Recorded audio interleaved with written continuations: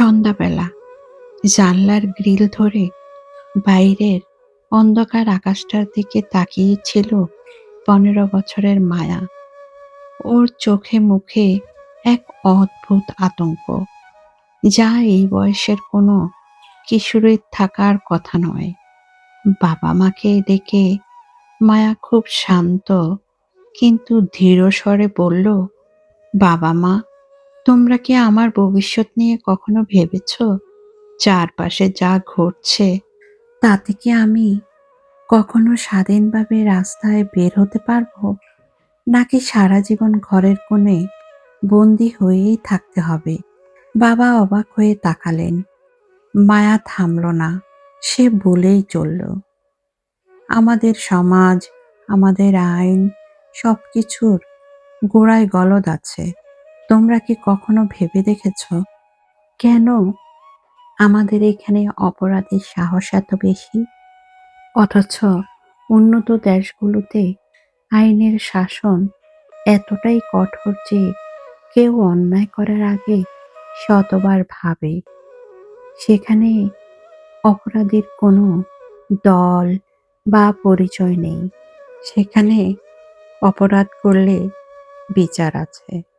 মায়া তার বাবার হাতটা ধরে কান্না ভেজা কণ্ঠে বলল, তোমরা যারা অভিভাবক, তোমরা কেন সরকারকে বাধ্য করো না এই আইন পরিবর্তন করতে?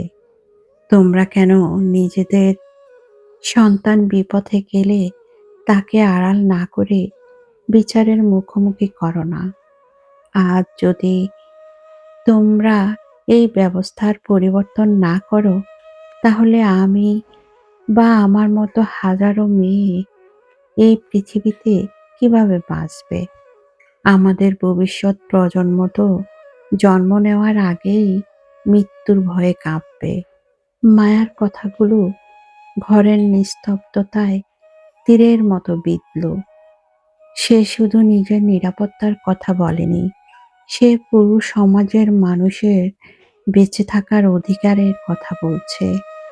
মায়া ফিসফিস করে বলল, মানুষ হিসাবে বাঁচতে চাই বাবা, দল মত বা ধর্মের লেবাস নয়। আমরা শুধু মানুষের নিরাপত্তা চাই।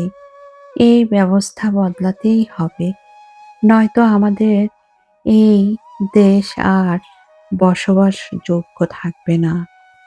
আমি তো সব সময় এই প্রার্থনা করি সৃষ্টিকর্তার কাছে, আমাদের দেশের সমস্যা তাড়াতাড়ি সমাধান হোক।